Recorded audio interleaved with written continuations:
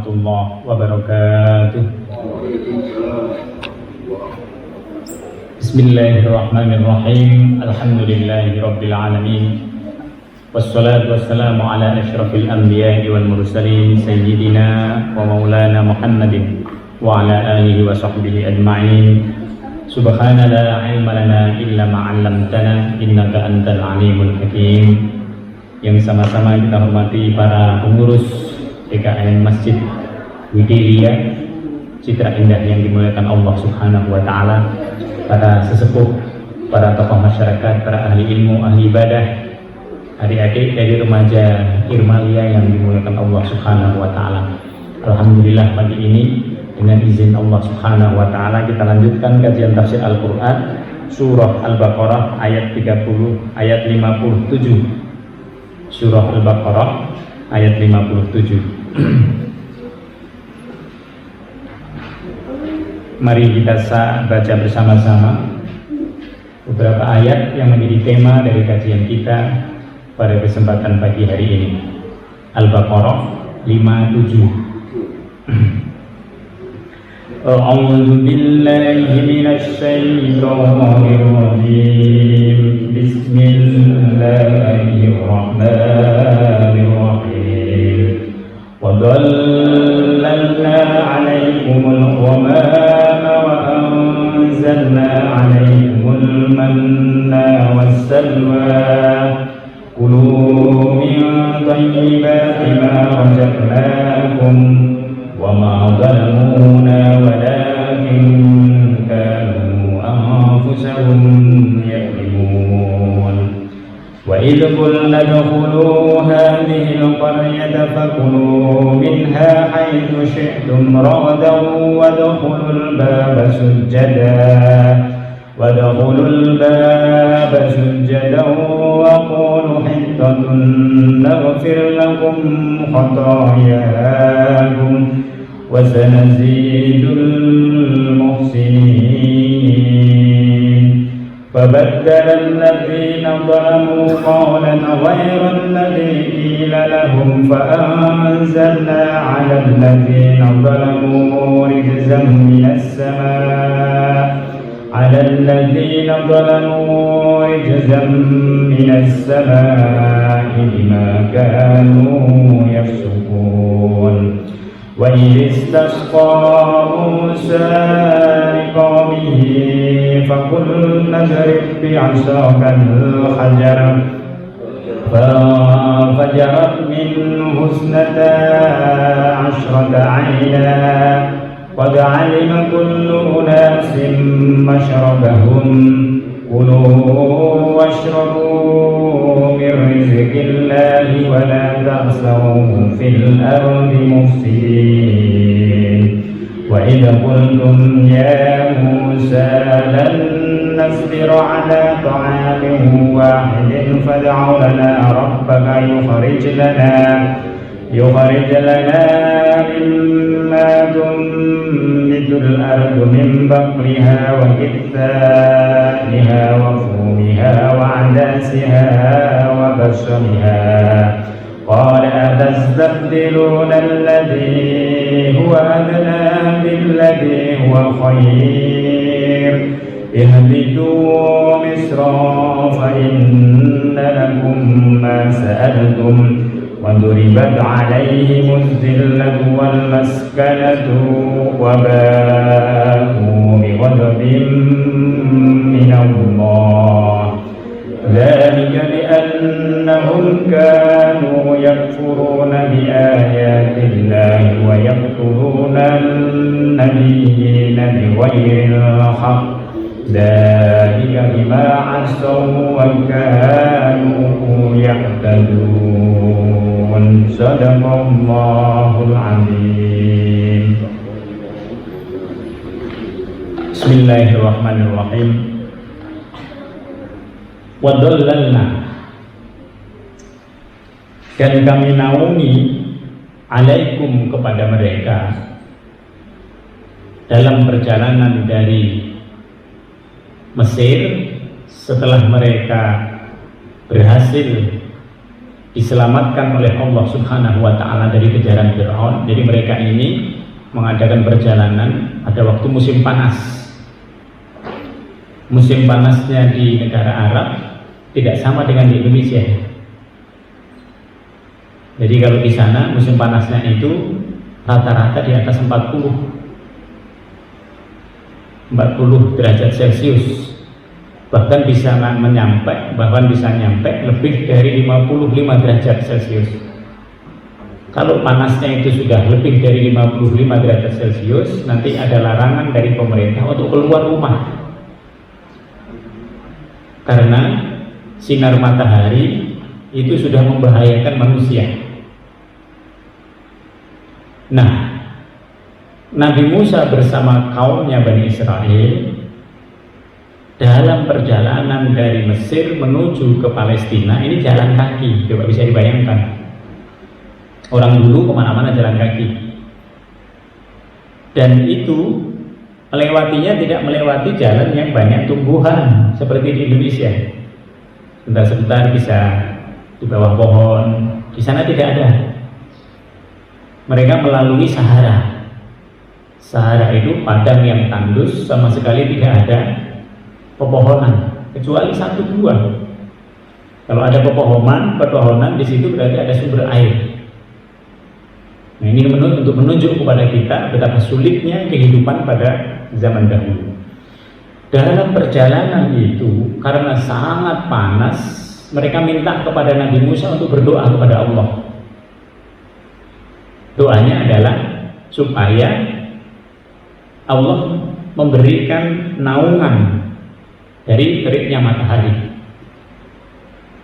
Karena dulu ciri-ciri dari seorang nabi pada zaman Bani Israel itu kalau dia jalan, maka awan itu akan menaungi dia. Jadi awan akan mengikuti dia. Ini juga terjadi nanti kepada Rasulullah SAW ketika beliau bersama kafilah orang-orang Quraisy. Beliau berdagang, diajak oleh pamannya, masih remaja, masih umur belasan tahun beliau. Diajak berdagang oleh pamannya yang bernama Abu Thalib dari Mekah menuju ke Suriah. Dalam perjalanan itu rahib Yahudi yang ada di Syria itu kaget. Ini rombongan kok selalu dinaungi oleh awan. Terus kemudian dia ingat-ingat di dalam kitab Tauratnya, ternyata nanti akan ada nabi yang terakhir. Jangan-jangan ini adalah nabi yang terakhir. Dia perhatikan kafilah itu, kemudian dia perhatikan anak yang muda di situ. Anak yang muda dibiarkan oleh dia, diminta oleh dia tetap di tempat itu, sementara rombongan yang lain diundang sama dia ke rumahnya. Apa yang terjadi kemudian?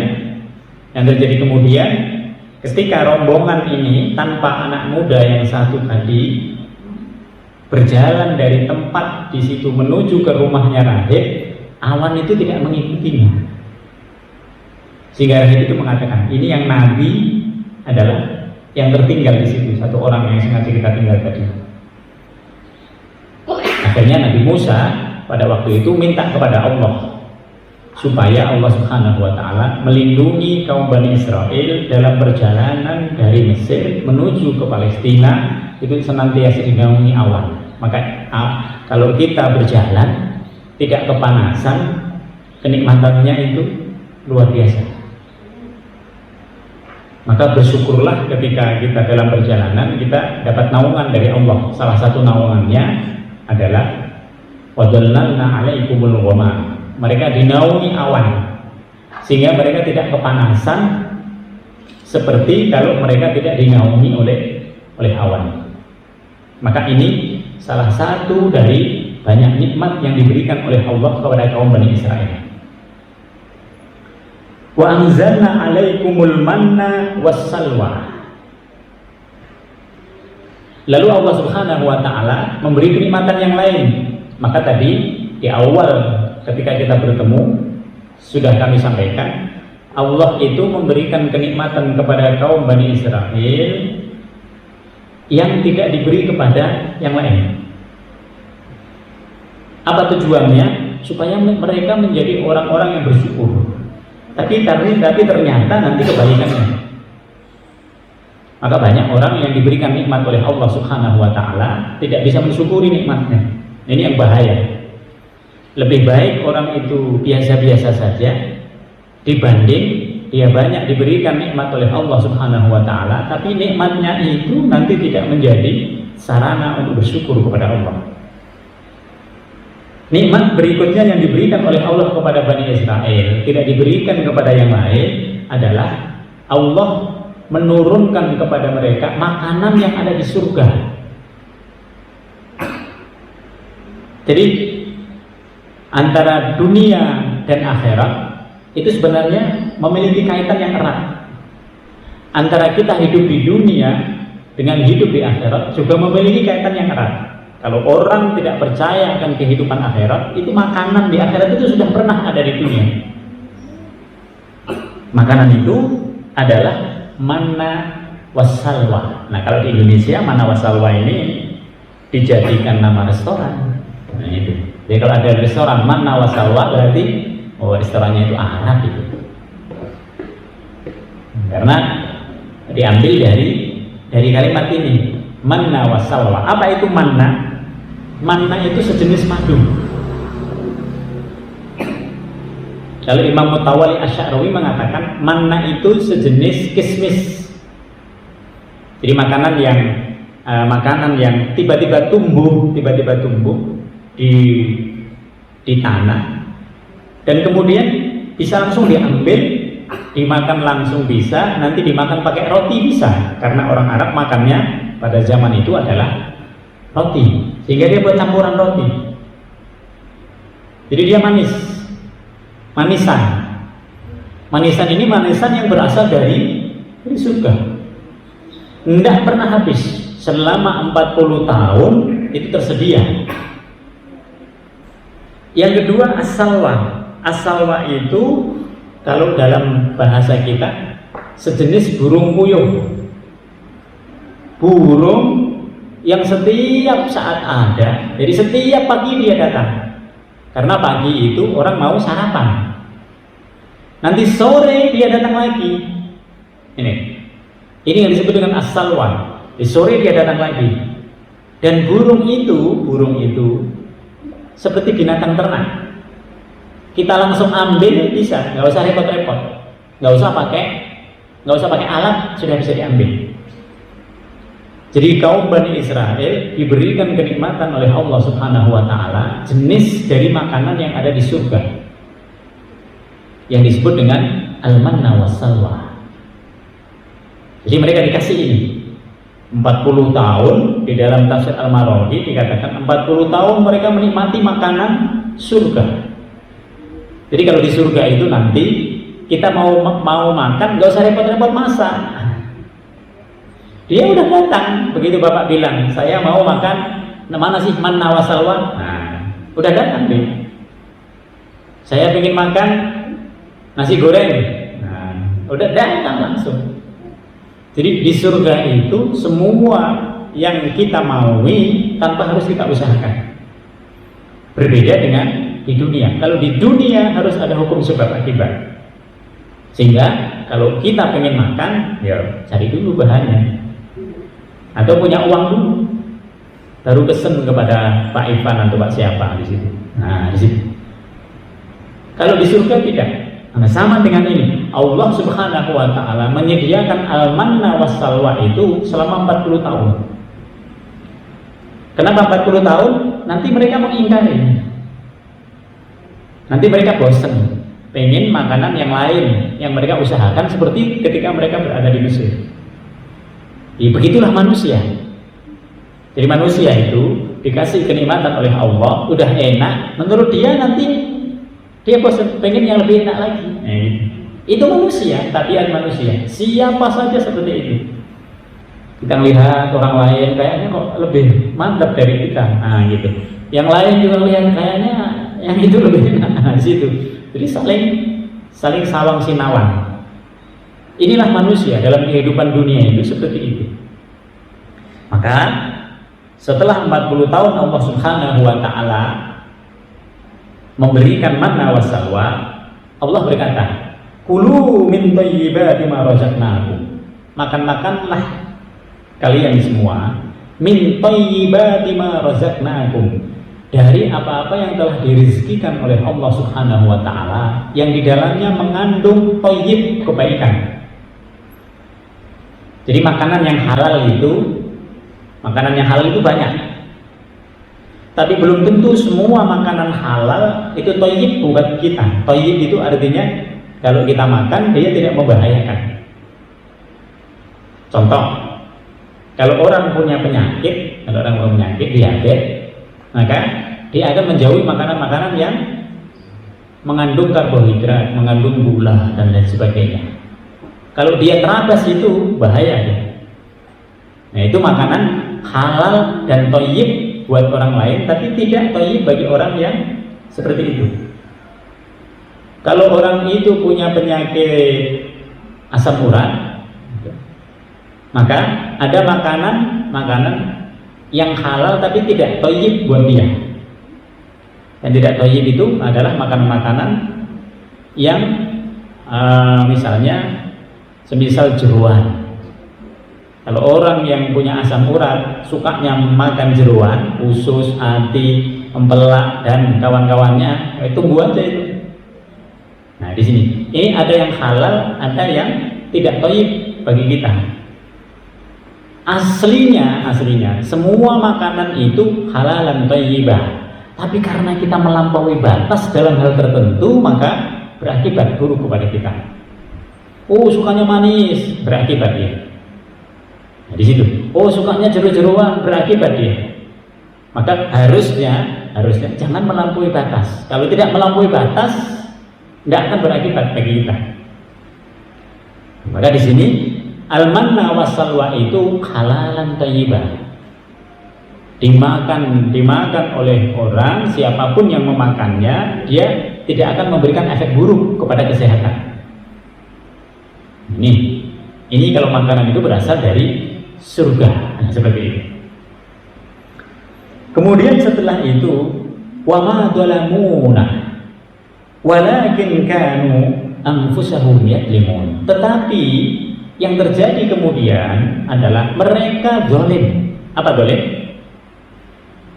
Mereka melampaui batas. Zalim itu meletakkan sesuatu, menggunakan sesuatu bukan pada tempatnya tadi. Tapi mereka kemudian melampaui batas. Tapi mereka kemudian tidak proporsional. Ini zalim. Zalim itu kita berbuat aniaya. Ketika orang berbuat aniaya pada dirinya, maka aniaya itu berakibat pada dirinya, tidak berakibat pada Allah. Wa ma dhalamuna. Perbuatan zalim yang mereka lakukan itu berakibat pada mereka, sama sekali tidak ngaruh pada Allah.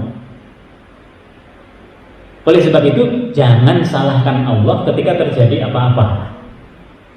Kenapa? Karena sebenarnya yang menyebabkan hal-hal yang buruk itu adalah kita. Nanti kaum Bani Israel setelah dikasih manna wassalwa, mereka minta makanan yang seperti di Mesir. Lalu Nabi Musa agak kesel sih. Jadi Nabi Musa berhadapan dengan mereka itu mengalami banyak sekali dinamika. Kenapa? Karena permintaannya itu macam-macam. Jadi kaum Bani Israel itu betul-betul bukan hanya yang kita kenal kan ngeyel banget. Dia kalau ngomong sama kita ngeyel. Mereka selalu pengen menang. Tapi dalam banyak hal mereka sering melampaui batas, termasuk egois. Ya, di sini. Maka di sini dikatakan wa ma dhalamuna. Nanti mereka semua yang diperintahkan oleh Allah Subhanahu wa taala tadi dilampaui. Allah sehingga mengatakan kezaliman yang mereka lakukan, aniaya yang mereka lakukan itu sebenarnya berakibat pada mereka, tidak berakibat pada Allah. Satu ayat ini menjelaskan kenikmatan Allah Subhanahu wa taala, sekaligus menjelaskan betapa Manusia itu secara umum kalau diberikan kenikmatan dia masih resah, ya. Syukurnya itu masih kurang. Nah, di situ kita lihat aja pada diri kita, sudah berapa kenikmatan yang sudah diberikan oleh Allah, tapi kita ngerasa kurang aja, ya. Padahal syukur kita kepada Allah itu belum ada seberapanya dengan kenikmatan yang diberikan oleh Allah Subhanahu wa taala kepada kita. Nah, di sini. Kemudian Allah Subhanahu wa taala mengingatkan pada nikmat yang lain.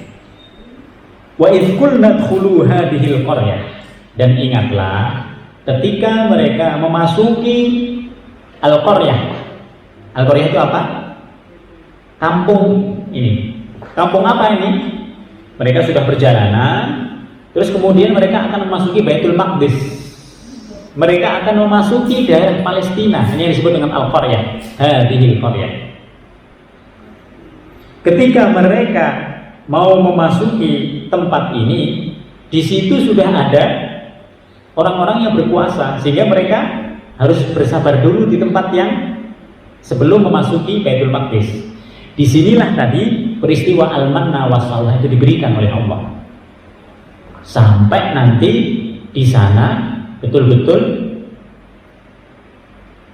penguasanya itu nanti lemah, lalu bisa diganti oleh mereka dengan mereka masuk ke tempat itu. Wa idz qulna hadhil qaryah, setelah mereka memasuki Baitul Maqdis dengan aman, fakulu minha haitsu syi'tum ragadan. Yang diperintahkan oleh Allah Subhanahu wa taala, kalau engkau sudah memasuki Baitul Maqdis, maka engkau bisa memakan makanan yang ada di sana sesukamu. Coba. Maka dulu Pak, semua makanan itu halal bagi kaum Bani Israel. Ini kan hebat. Dulu semua makanan itu halal. Illa ma harrama Israilu ala nafsih, kecuali nanti mereka sendiri yang minta. Ini baiknya diharamkan, ini baiknya diharamkan, baiknya lalu diharamkan oleh Allah. Jadi karena mereka ini kurang syukur, maka sudah diberikan nikmat yang luar biasa sekalipun, mereka masih menuntut yang lain-lain. Kurang enak bagaimana kalau semua makanan itu menjadi halal. Maka apa yang terjadi pada Bani Israel ini sebenarnya pelajaran bagi umat Islam.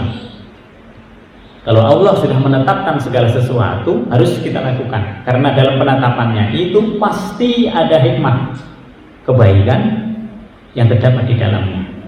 Kalau Allah melarang sesuatu, nanti ketika agama Islam ini datang, Rasulullah SAW mensyariatkan agama ini, maka nanti ada hewan-hewan yang dilarang. Tidak usah diteliti, pasti dalam semua hewan yang dilarang oleh Allah Subhanahu wa taala itu mengandung kemudaratan, pasti. Kenapa babi dilarang? Kenapa makan daging dari hewan binatang yang buas dilarang? Karena dia berpengaruh kepada manusia. Maka dalam kehidupan ini ada binatang yang sudah ditundukkan oleh Allah yang ada di sekitar kita, yang jinak. Ada binatang yang dia memang buas. Kehidupan dari binatang buas ini bukan untuk konsumsi manusia, tapi untuk kepentingan yang lain bagi manusia.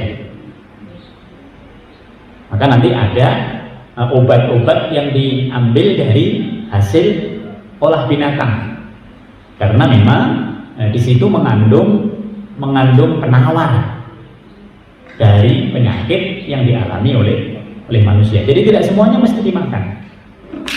Jadi hikmah dari pembolehan semua makanan kepada Bani Israel adalah bahwa kalau nanti Allah mengharamkan sesuatu, pasti dalam pengharamannya itu ada maksud, ada tujuan yang baik. Wadkhulul baba sujjadah, dan masuklah pintu dari Baitul Maqdis itu sujjadah, dengan bersujud. Maksudnya apa? Ketika engkau memasuki Baitul Maqdis, masuklah dengan santun di situ. Masuklah jangan dengan kesombongan, jangan dengan di situ. Masuklah dengan banyak menyebut Allah. Apa ini artinya? Artinya kalau kita mendapatkan sesuatu, jangan lantas sombong. Ini kan sudah berhasil memasuki rumah mereka, memasuki kampung mereka. Allah masih menyuruh kepada mereka, ingat nikmatnya Allah. Dulu kalian sulit, ketika kalian sudah bisa memasuki kampung, maka masuklah dengan bersujud, artinya dengan banyak bersyukur, banyak berzikir, banyak beristighfar kepada Allah Subhanahu wa ta'ala. Maka kalimat yang digunakan adalah wadkhulul baba sujjada. Oleh sebab itu kalau kita masuk rumah, kita disunahkan membaca doa. Allahumma anzilni munzalan mubarakan wa anta khairul munzilin. Kalau kita masuk rumah kita sendiri, kita disunahkan untuk mengucapkan salam walaupun tidak ada orang. Assalamualaikum. Karena salam yang kita ucapkan itu nanti akan sampai kepada Allah. Allah yang akan mendamaikan, menyelamatkan semua yang ada di situ buat kita. Jadi kembalinya itu kepada kita. Kita mengucapkan salam kepada orang lain, kita mengucapkan salam ke satu tempat, yang tempat itu kalau kita lihat nggak ada orangnya. Itu kembalinya kepada kita. Jadi apa yang kita lakukan itu sebenarnya memiliki hubungan yang dekat dengan wadkhulul baba sujjada. Masuklah pintu Baitul Maqdis itu dengan bersujud. Artinya dengan khusyuk, dengan santun, dengan banyak berdoa. Jangan memasuki daerah itu walaupun daerah engkau sendiri dengan kesombongan. Jangan sampai lupa Allah. Jadi di sini Allah memerintahkan kepada kita untuk senantiasa mengingat Allah dalam keadaan apapun. Wadkhulul baba sujjada. Wa qulu hittatun naghfir lakum. Wa qulu, dan kemudian bersamaan dengan itu berucaplah kalian semua hittatun, ya Allah, ampuni dosa-dosa kami.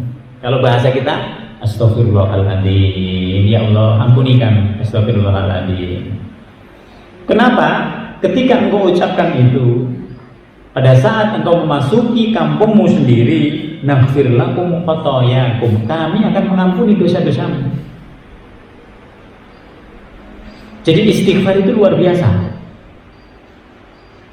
Kalau belum doa, sebelum doa kita mengucapkan istighfar. Kalau pagi kita mengucapkan istighfar pagi-pagi. Setiap pagi 100 kali kita ucapkan istighfar. Kalau sore kita ucapkan istighfar. Kenapa? Yang pagi itu menghapus dosa-dosa kita semalaman. Yang sore itu menghapus dosa-dosa kita dari pagi sampai siang. Coba. Jadi di sini ini dasarnya. Naghfir lakum khotoyakum. Tidak hanya di situ, wasanazidul muhsinin, dan kami akan tambahkan kebaikan bagi orang-orang yang sudah berbuat baik. Kita berbuat baik Pak hari ini, terus Allah akan nambahin. Besok ada kesempatan berbuat baik, kita berbuat baik, Allah akan menambahkan yang lain lagi. Besok ada kesempatan lagi berbuat baik, kita ikut di dalamnya, Allah akan menambahkan lagi. Ini yang disebut dengan wasanazidul muhsinin. Jadi yang sering kami sampaikan, Bapak Ibu, kalau ada kesempatan berbuat baik, sebaiknya kita ada di dalamnya.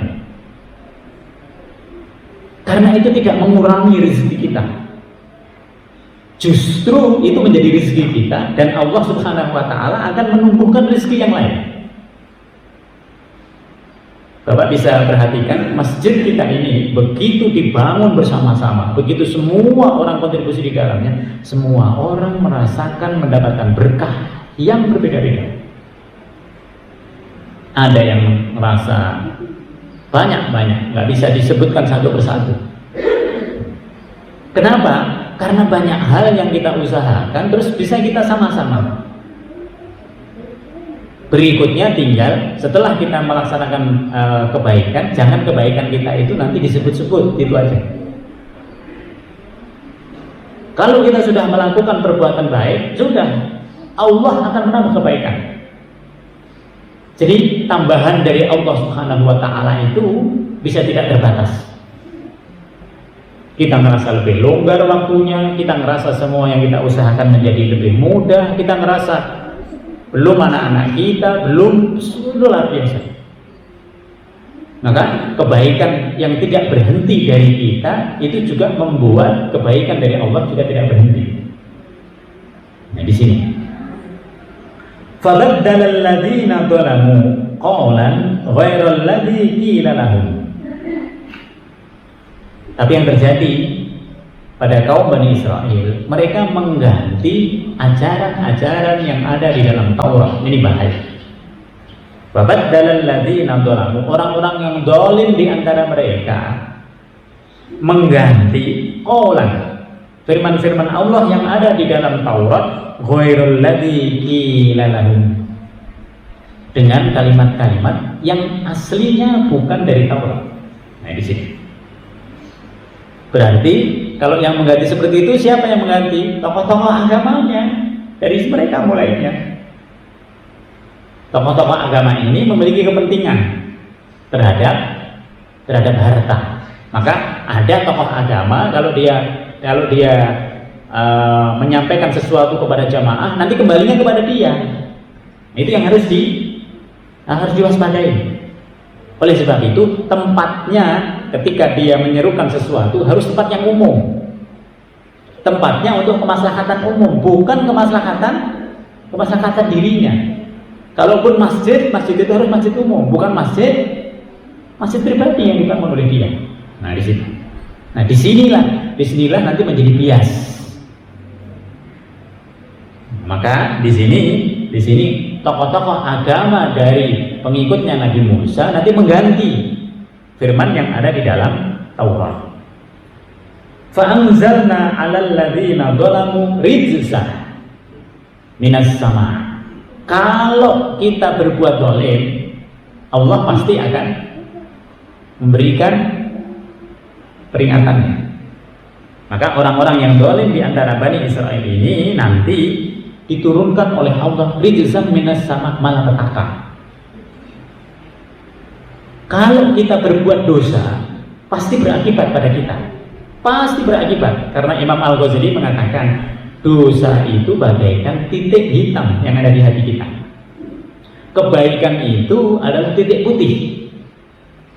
Semakin kita berbuat banyak dosa, tinggal nunggu. Nanti kita sulit rezekinya, nanti anak kita sakit-sakitan, nanti kita juga bisa sakit-sakitan. Jadi sakit yang diderita oleh seseorang itu harus diwaspadai. Ini ada apa ya? Jangan-jangan ada yang tidak pas dalam kaitannya dengan yang sudah kita lakukan kepada Allah.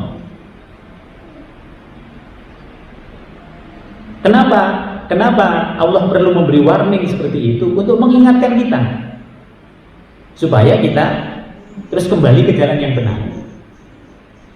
Maka di sini wa anzalna 'alal ladzina dzalamu rijzan minas sama.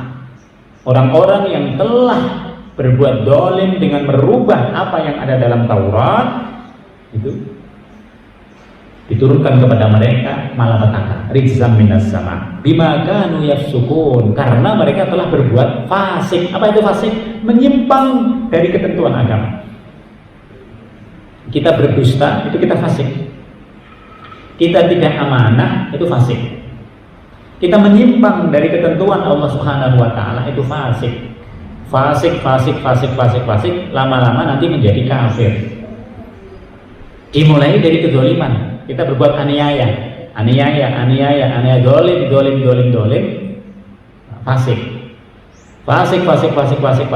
nanti menjadi kafir, menjadi tertutup hidayahnya dari Allah Subhanahu wa ta'ala. Kemudian selanjutnya nikmat yang lain, wa idistasqa Musa qaumihi faqul nadrib bi asaqal hajar. nikmat yang lain, kaum Bani Israel pernah mengalami kekeringan sampai tidak ada air. Kalau sekarang kita punya syariat sholat istisqa. Nah di sini. Kalau mereka pada waktu itu belum ada sholat istisqa. Wa istasqa Musa. Ingatlah ketika mereka kekeringan, mereka tidak ada air. Apa yang mereka andalkan? Datang kepada Nabi Musa, wahai Musa, mintalah kepada Allah. Coba, kalau engkau yang minta karena engkau adalah kekasihnya Allah, Allah akan mengabulkan. Padahal perbuatan mereka kadang taat, kadang enggak, kadang taat, kadang enggak, kadang taat, kadang enggak. Coba, kalau mereka taat terus, Allah akan menurunkan berkahan dari langit dan bumi. Coba. Ketika mereka dalam kekeringan seperti itu, lalu mereka minta kepada Nabi Musa alaihissalam. Nabi Musa ini juga tidak langsung meminta begitu saja, tapi minta kepada mereka untuk taat kepada Allah. Kalau kalian taat kepada Allah, nanti kalian akan diberikan rahmat. Air juga akan gampang. Jadi jangan dikira musibah, kesulitan-kesulitan yang ada di dunia ini tidak berkaitan dengan Allah. Tidak berkaitan dengan amalan kita, semuanya berkaitan. Nah, di sini, cuman ada yang langsung, ada yang tidak langsung. Kalau dulu langsung, ketika mereka sudah dalam kesulitan, lalu mereka datang kepada Nabi Musa, minta Nabi Musa berdoa. Lalu Allah Subhanahu Wa Taala menyuruh kepada Nabi Musa, "Fadrib bi asaqal hajar." Wahai Musa, pukulkan itu tongkatmu. Maka tongkatnya Nabi Musa itu mukjizat. Dulu mukjizat itu yang kelihatan. Kenapa? Karena berhadapan langsung dengan kaumnya, dan kaumnya itu ya pada waktu itu ya yang ada. Tapi kalau mukjizat Nabi Muhammad itu adalah mukjizat yang bisa dipahami oleh akal. Al-Quran ini supaya dipikirkan oleh manusia. Kebenaran yang terdapat di dalamnya. Kenapa? Karena nanti Nabi Muhammad meninggal dunia. Setelah Nabi Muhammad meninggal dunia, orang-orang yang hidup sesudahnya ini adalah umatnya. Maka mukjizatnya bukan mukjizat yang harus dilihat. Kalau nggak kelihatan, nggak ada lagi mukjizatnya. Sekarang Al-Quran tidak seperti itu. Al-Quran itu mukjizat yang abadi. Kalau siapapun manusia sampai hari kiamat nanti merenungkan apa yang terdapat Al-Quran, mereka akan menemukan mukjizatnya ini. Nah, ini bedanya mukjizat Nabi dulu dengan mukjizat Rasulullah SAW. Nabi Musa pada waktu itu diperintahkan oleh Allah untuk memukulkan tongkatnya di batu. Apa yang terjadi? Famfajarat min husnata asyrata aina. Sekali dipukulkan, lalu di situ muncul dari batu itu mata air mengucur 12 sumber. Coba. Kenapa 12? Karena kabilah dari kaum Bani Israel itu jumlahnya 12. Jadi masing-masing itu satu kabilah. Ini hebatnya Nabi itu dulu. Mereka berdoa, lalu Allah Subhanahu Wa Taala langsung mengabulkan. Nah, sekarang doa kita tidak seperti itu. Sehingga kalau ada orang yang tidak beriman mengatakan, coba minta kepada Allah, minta kepada Allah, minta roti sekarang, dikasih apa enggak? Yang enggak, bukan begitu minta kepada Allah. Kalau zaman dulu ada Nabi bisa, kalau sekarang tidak. Nah, oleh karena itu doa kita itu harus berbarengan dengan usaha. Oh, kita mau apa nih? Oh, berarti kita usaha. Langsung bersamaan dengan usaha itu kita berdoa. Setelah itu, qad alima kullu unasim mashrabahum, karena sudah ada 12 kucuran air, 12 sumber mata air, maka masing-masing kabilah di situ. Masing-masing kabilah punya satu sumber mata air yang bisa mencukupi mereka. Apa perintahnya Allah? Kulu washrabu mir rizqillah. Makanlah, minumlah itu air itu. Ada catatannya. Jadi di dunia ini selalu ada batasannya. Apa batasannya? Wala tahsau fil ardi mufsidin. Jangan kalian melakukan kejahatan di muka bumi ini. Kejahatan itu apa? Macam-macam. Orang mencuri kejahatan, orang berzina kejahatan, orang bohong kejahatan. Gitu. Jangan keluar dari ketentuan Allah. Karena kalau kita keluar dari ketentuan Allah, Allah pasti akan memberikan peringatan kepada kita. Dari mulai sakit, dari mulai tidak nyaman, dari hati kita tidak tenang, dan lain sebagainya. Nah, itu semua sebenarnya peringatan supaya kita kembali ke jalan Allah Subhanahu wa Ta'ala. Kemudian setelah itu nikmat yang lain lagi apa? Jadi kalau kita lihat nikmatnya ini luar biasa banyak.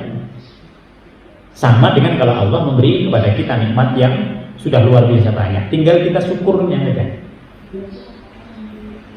Wa idh qultum ya Musa, dan ingatlah ketika mereka datang kepada Nabi Musa dan berkata, lan nasbiru ala ta'amin wahid. Ini yang disebut tadi. Musa, kami udah bosen tadi dengan al-manna wassalwa. Masa makannya itu aja. Ini kaum Bani Israel. Padahal makanan itu nggak perlu usaha. Keluar dari rumah, al-manna wassalwa itu sudah ada. Coba. Fad'u lana rabbaka yukhrij lana mimma tumbitul ardu min baqliha wa kittaiha wa fumiha wa adasiha wa basaliha. Wahai Musa, berdoalah kepada Tuhanmu, mintalah kepada Tuhanmu untuk kami. Coba, enak banget.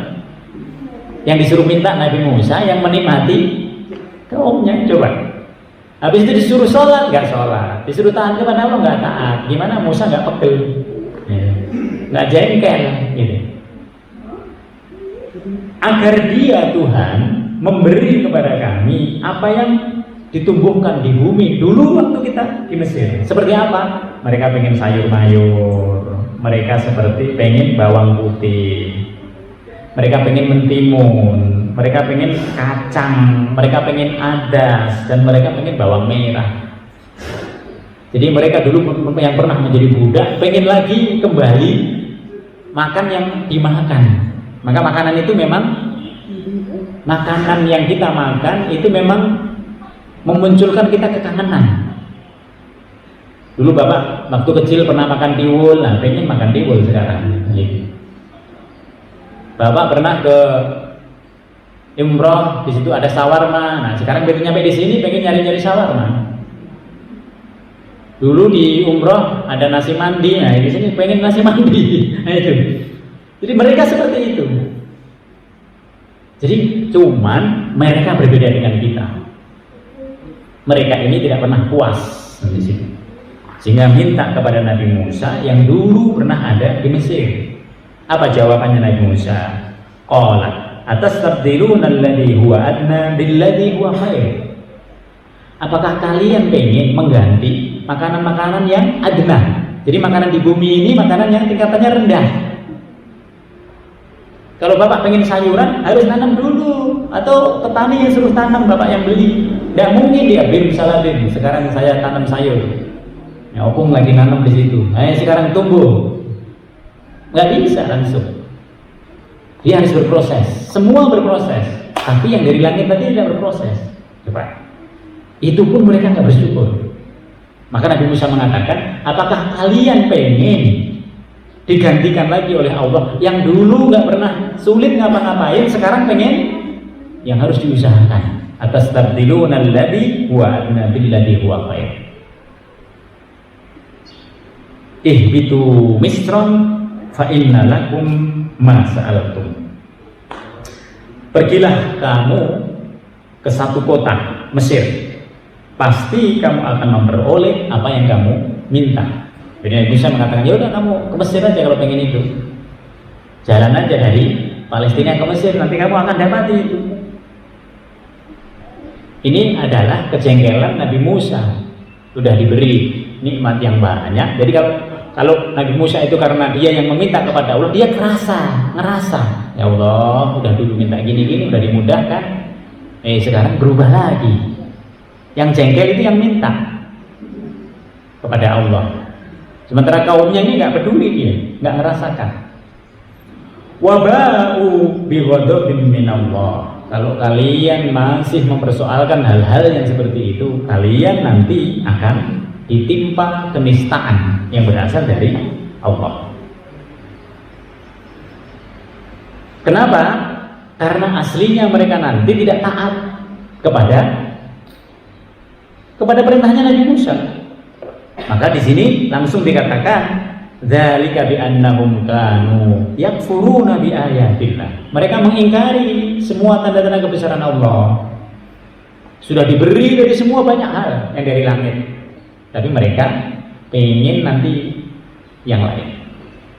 Wa yaqtuluna an-nabiyyina bighairil haqq. Kebiasaan orang-orang Yahudi, orang-orang Bani Israel adalah membunuh nabi mereka tanpa ada dasar yang kuat. Diberi nabi itu adalah kenikmatan yang luar biasa, tapi begitu ada nabi mereka ingin mereka bunuh. Karena apa?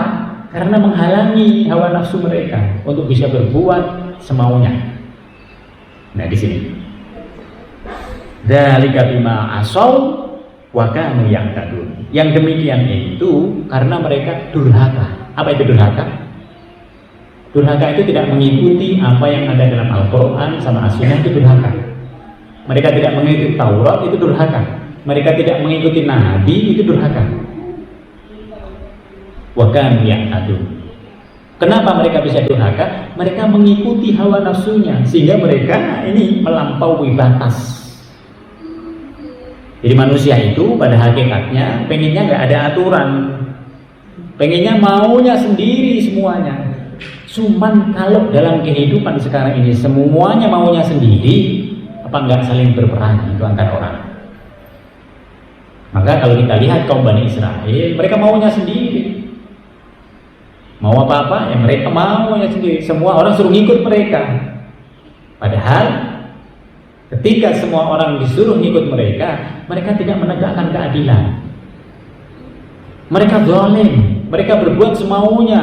Inilah nanti yang memunculkan kekacauan di muka bumi ini. Oleh sebab itu, di muka bumi ini harus ada syariatnya Allah.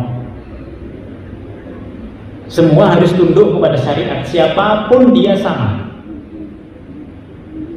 Maka kalau ada negara yang mengatakan siapapun sama di muka hukum, itu sebenarnya ngambilnya dari Al-Quran. Semuanya sama di mata Allah Subhanahu wa Ta'ala. Jadi prinsip-prinsip yang ada dalam hukum itu yang diambil. Supaya apa? Supaya orang taat aturan. Kalau orang tidak taat aturan, itu dasar negara bisa diganti. Siapa yang menjadi mayoritas, kita ganti aja itu. Nah, akan begitu. Itu yang tidak diperkenankan. Atas dasar ini, Bapak Ibu sekalian, kesimpulan yang bisa kita ambil adalah bahwa kaum Bani Israel dan manusia secara umum itu diberikan rezeki, kenikmatan seberapapun besarnya, itu mereka akan merasa kurang. Mereka akan masih mencari yang lain. Oleh sebab itu penting bagi seluruh manusia untuk mencukupkan diri. Saya begini, alhamdulillah. Kita begini, alhamdulillah. Kita ini, alhamdulillah. Tanpa ada prinsip mencukupkan diri, kita akan serakah. Kita akan iri kepada orang lain. Kita akan melampaui batas. Karena di situ kita akan mengikuti kemauan, hasrat, hawa nafsu, dan juga ego kita. Maka atas dasar ini, mari kita ambil pelajaran dari kaum Bani Israel. Yang harus kita ingat-ingat itu adalah sudah berapa banyak kita bersyukur atas semua yang sudah diberikan oleh Allah Subhanahu wa Ta'ala kepada kita. Ini Bapak dan Ibu sekalian, poin yang bisa kami simpulkan pada kesempatan ini. Semoga Allah Subhanahu wa Ta'ala menjadikan kita lebih baik dari kaum Bani Israel dalam kaitannya untuk bisa dan mampu bersyukur kepada Allah Subhanahu wa Ta'ala. Mari kita tutup dengan bacaan doa. Bismillahirrahmanirrahim. Alhamdulillahirabbil alamin. Hamdan na'imin, hamdan syakirin. Hamdan yuafi ni'amahu wa yukafi mazidah. Ya Rabbana lakal hamdu kama yanbaghi li jalali karim wa 'azimi sultan. Allahumma barik lana fi majlisina hadza wa barik lana fi usratina wa barik lana fi dzurriyyatina wa barik lana fi ilmina rabbana innaka afuwwun karim tuhibbul afwa fa'fu anna. Allahumma ja'al jam'an hadza jam'an mubarakan wa marhuma wa tafarruqana min ba'dihi tafarruqan ihsanan ma'suma. Subhanakallahumma bihamdika nasyhadu an la ilaha illa anta nastaghfiruka wa natubu ilaik. Subhana rabbika rabbil izzati amma yasifun wa salamun alal mursalin walhamdulillahi rabbil alamin. Demikian, kurang lebihnya mohon maaf. Assalamualaikum warahmatullahi wabarakatuh.